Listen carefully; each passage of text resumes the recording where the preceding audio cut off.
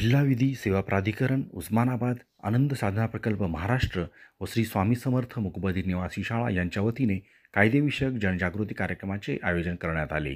यावेळी आनंद साधना प्रकल्प महाराष्ट्र यांच्या वतीने जीवनावश्यक वस्तूचे वाटप करण्यात आले। यावेळी दिव्यांग बांधवांना आनंद साधनातर्फे दिलेली मदत आदर्शवत असल्याचे गौरवोद्गार कार्यक्रमाच्या अध्यक्षा व सचिव जिल्हा विधी सेवा प्राधिकरण तथा दिवाणी न्यायाधीश वरिष्ठ स्तर श्रीमती भाग्यश्री पाटील यांनी काढले। दिव्यांग बांधवांना कायदेशीर सल्ला व मार्गदर्शन याकरिता जिल्हा विधी सेवा प्राधिकरणाकडे संपर्क साधावा असे आवाहन श्रीमती भाग्यश्री पाटील यांनी उपस्थितांना केले।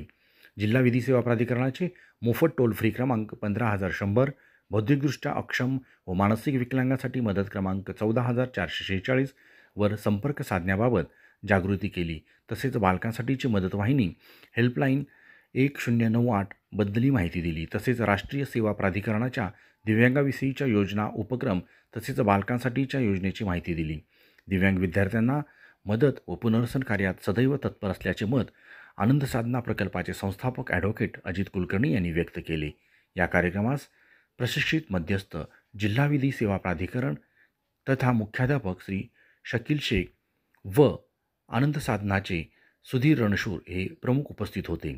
यावेळी अतिवृष्टी बाधित पूरग्रस्त भागातील दिव्यांग विद्यार्थी बांधवांना जीवनावश्यक वस्तूचे किट वाटप भाग्यश्री पाटील यांच्या हस्ते करण्यात आले। या प्रसंगी अनेक आजी माजी दिव्यांग विद्यार्थी पालक परिसरातील नागरिक मोठ्या संख्येने उपस्थित होते। विशेष प्रावीण्य प्राप्त अथर्व कोकाटे, महेश देवकुळे, नंदिनी गोगरे यांचाही मान्यवरांच्या हस्ते सत्कार करण्यात आला। कार्यक्रमाचे सूत्रसंचालन भगवान चौगुले यांनी केले तर धुभाषक म्हणून रेखा ओहोळ यांनी काम पाहिले। प्रास्ताविक व आभार प्रदर्शन अजित कुलकर्णी यांनी केले। कार्यक्रम यशस्वी करण्यासाठी भीमराव पाथरूड, विठ्ठल होर्डे, संजय ममाणे, नागेश चव्हाण, श्रीराम पाटील आदी उपस्थित होते।